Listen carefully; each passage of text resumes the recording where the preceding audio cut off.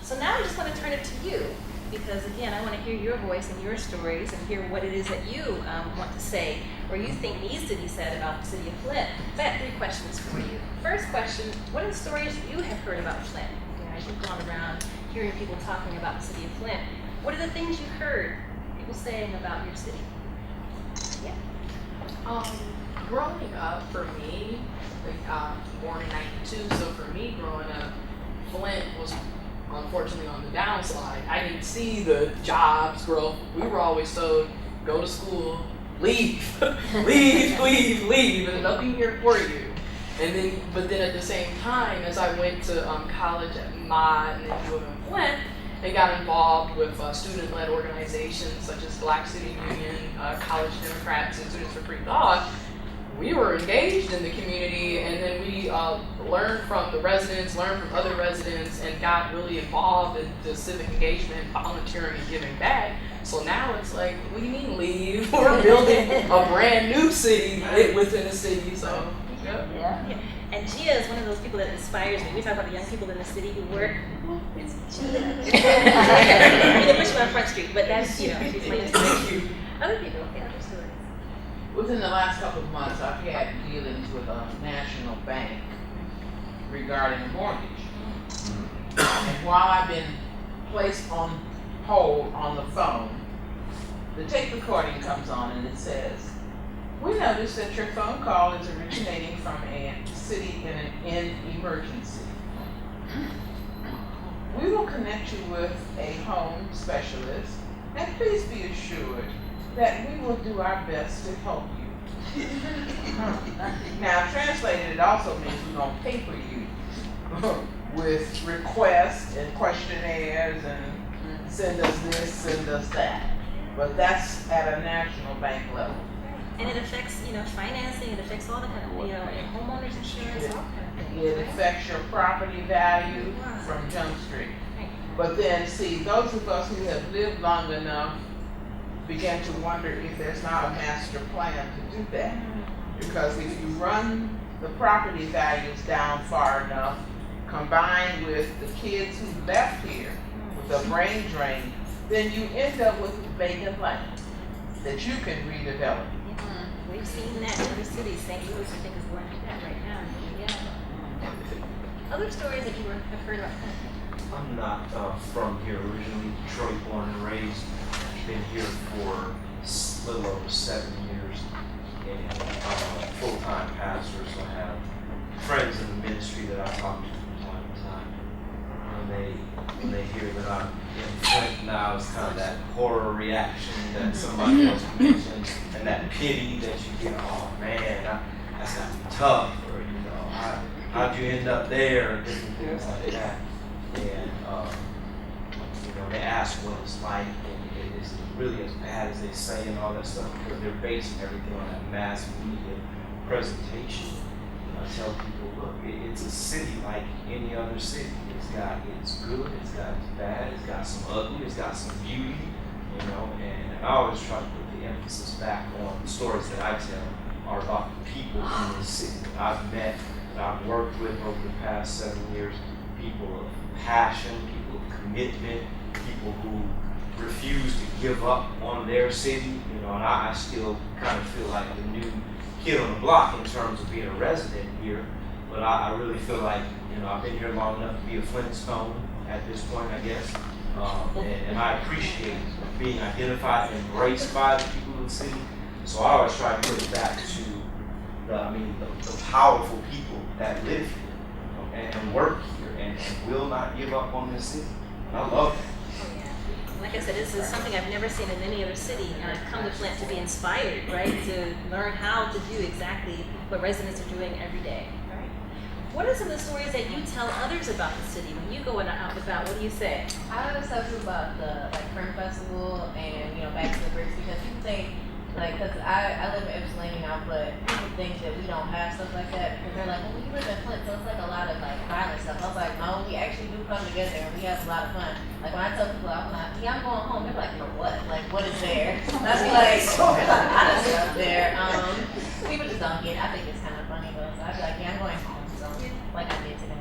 I have friends who have moved to other parts of Michigan and they can't wait to get back to Flint. I gotta get back to Flint. My favorite restaurant's there. I gotta go to this thing, or I gotta go do that thing. That's the first thing I do when I come home. It's like, I'm going to tell these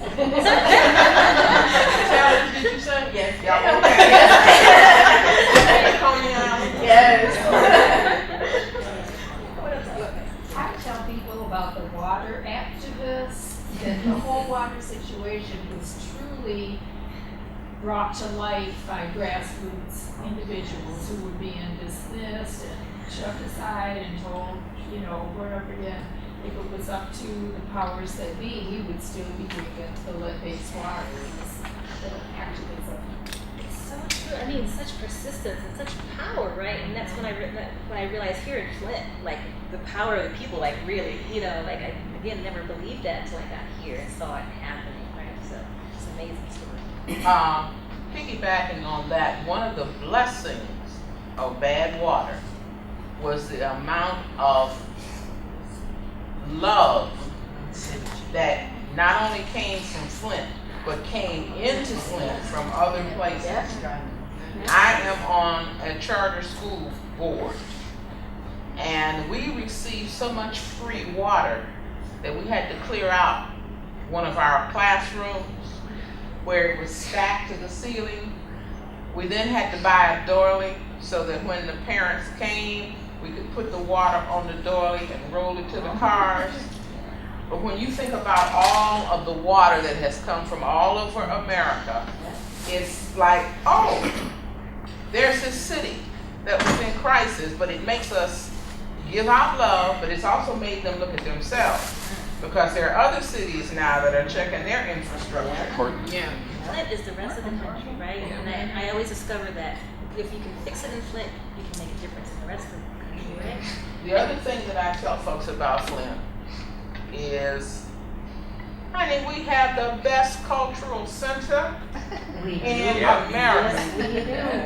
We've got this, and I start naming off stuff, and have you been to the Flint Institute of Music?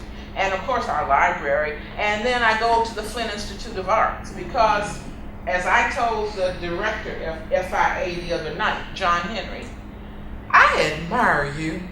I said, because any director who can calm whatever you did, your board of directors, into allowing you to rebuild this architectural institution the way it is, has got to be a genius. And then when you walk into it and you see the art, like that mural by Massey that covers the wall by the cafeteria, we've got fantastic stuff here. Yeah. Now, as soon as they make up their mind what they're going to do about Central High, we're there. Very true. Yeah. So I have to tell you where I work, so this makes sense.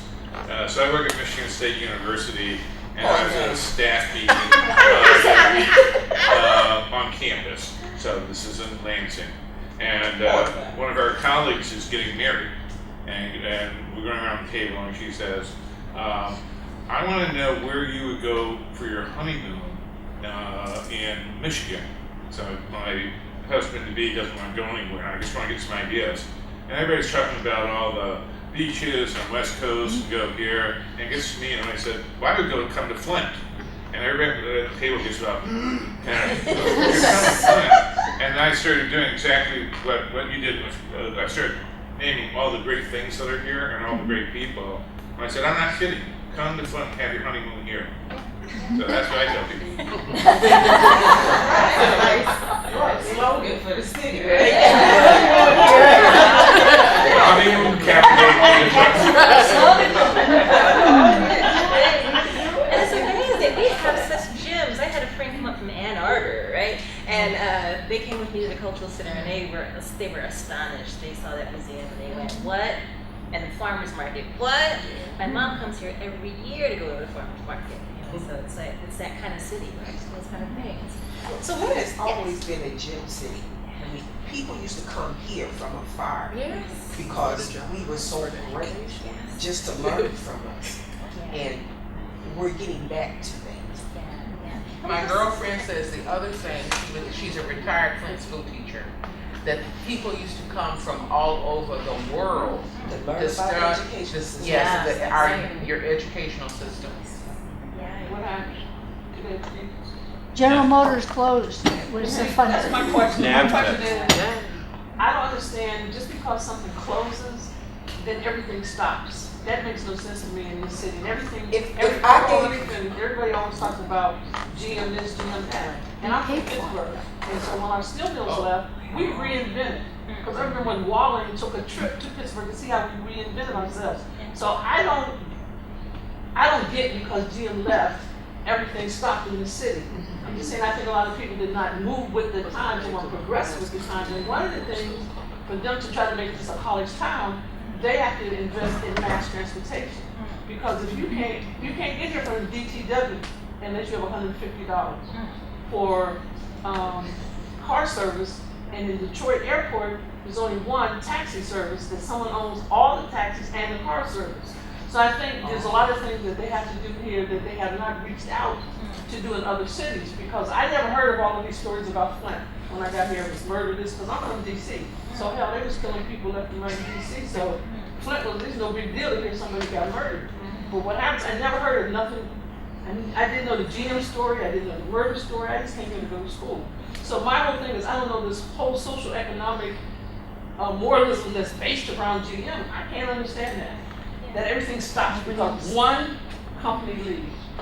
General Motors was so vested into this community, and people were so vested in General Motors that there was nothing else there. It was just like they had a whole umbrella, and we were a city of General Motors.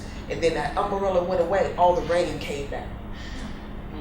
That's a good analogy. Yeah. Have you driven around Flint and seen the vast empty lots that were General Motors plants? And I am concerned that those lots are polluted. So can you ever, or how long will it take to unpollute them so they can be developed into something else? But I'm not sure about your concern about mass transportation. I'm just saying, if you're trying to get all of the students, like I go to UM, and probably in a few years, we're going to have more international students than domestic. One of the reasons they pay 3 times as much as tuition as domestic students, even out-of-state students. Well, I'm from DC, so we get in-state tuition at any school, state in the country. So I don't have to worry about that, where a lot of other students do. But so, if they pay $3, out-of-state pays 2, in-state pays 1. So what happens is their whole goal is to get a lot of international students. So if you're flying here from China, how do you get from DTW to Flint? Is my point. If you're trying to make sure college town. You come in through Bishop Airport. But I'm just saying, that you're coming from an international, just like no deals to Flint. You understand what I'm saying? This deals to Detroit, but not to Flint. So you may pay another $200 to Flint once you get to Detroit, because you don't know that. So it sounds like an extended city planning kind of discussion. I was born in Flint. Usually people say they're not born in Flint. You know, they migrate here from somewhere else. But I'm 64, and so therefore I've lived Flint my entire life. I was here when it was good. I was here when they talked about the school system, and Mott poured in tons of money to bring it to a world-class educational system.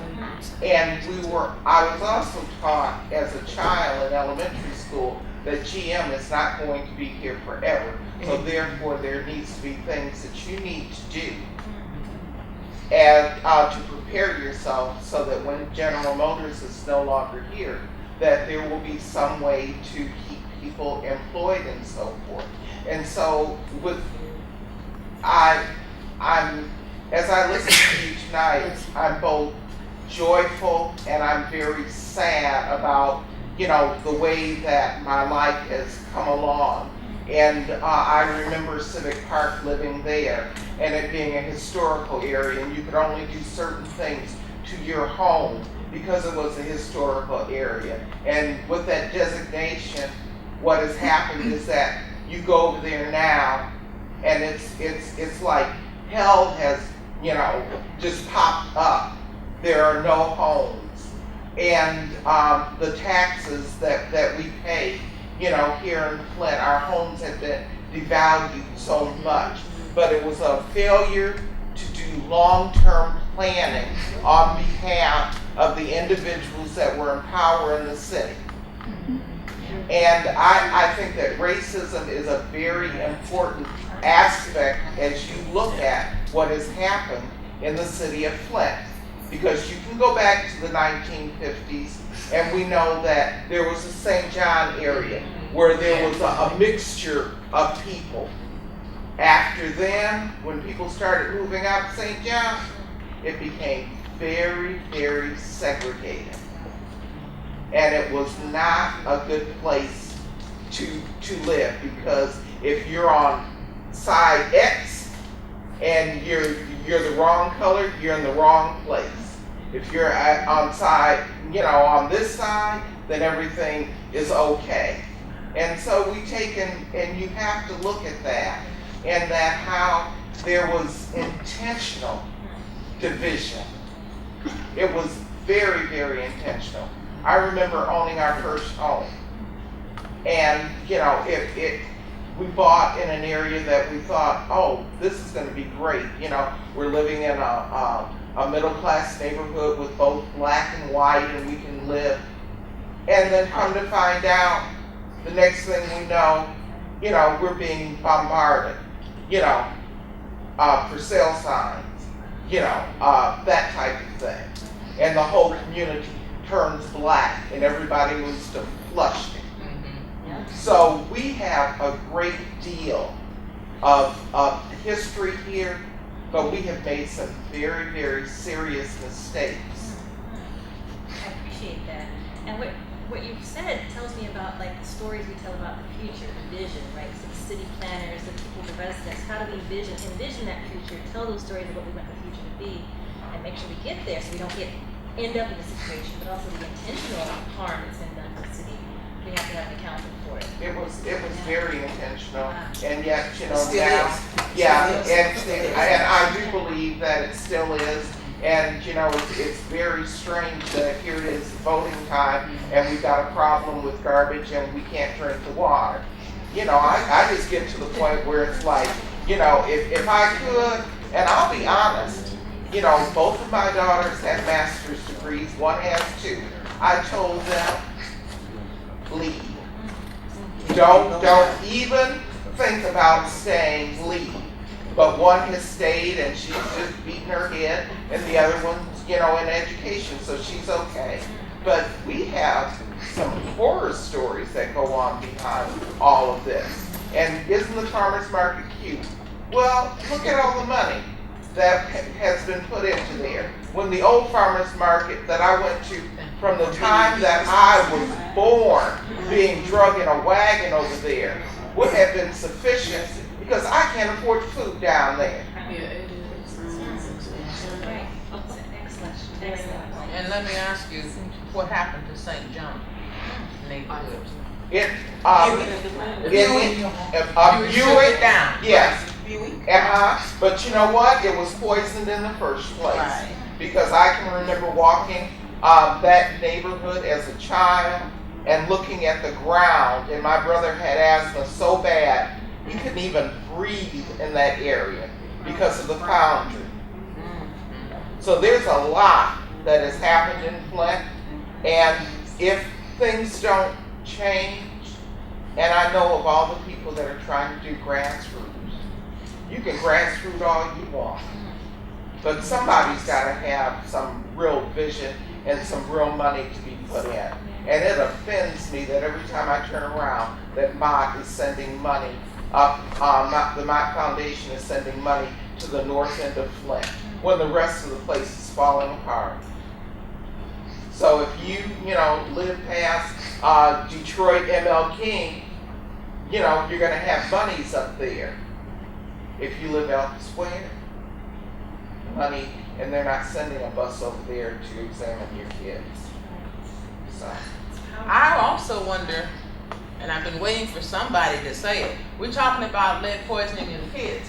What about the adults and the senior citizens? well, you're supposed to be, your brain is already It's hard. Yeah, but what about, could be developing dementia from. Well, yeah. I live with her, I can tell you that it could not. I'm kidding, Mary. Well, maybe just another minute or two. We've promised the library that we would be out by 8 so that their staff doesn't have to stay after, so maybe another minute or two. And just so you know, everything's being taped by Mophead Artistics, and everything's out on YouTube. Everything we're doing is out on YouTube. You can go to the library's Tendaji Talk page to get links to all the YouTubes, or you can go straight out to YouTube and link to it there. The power of the people is more powerful than the people in power. Amen. So I have to say with that, today was voting. There's a master plan.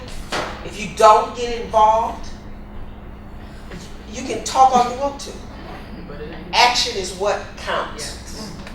And we as a people, we must get together. We, as you said, grassroots. There's a grass over here, there's a grass over here, there's a grass. Okay. Every grass wants to work by itself. If these grassroots don't start coming together, you're not gonna get no law. And that's the thing that's notorious about Flint, is that everybody wants to have their little plot and do their little thing, as opposed to taking and working together. So building that community, that sense of common ownership. So I appreciate everything that you have all said. I think, again, these are the kind of stories that are important for me to carry, for activists to carry, these reminders, these constant reminders of how to do things and how to think about what we're doing in the city of Flint. So I so appreciate that. On that note, then, do you have one last? We were just literally talking about that. Definitely people need to agree to disagree on some stuff, and then where we connect, work on that relationship so we can build stuff up. Actions speak louder than words. We can no longer do all these dialogues and discussions and then nothing's coming out of it. That's my whole main issue. And then as far as the college town, yes, we need to make sure that we're not putting all of our eggs in one basket. We can, like, even now people are, oh, Tesla's coming. Don't let Tesla be another GM. You know what I mean? You need to look at other routes too. Yeah. So We gotta learn lessons from the stories in the past. So I so appreciate all of you for coming. I appreciate all that you shared. It's so much to listen to.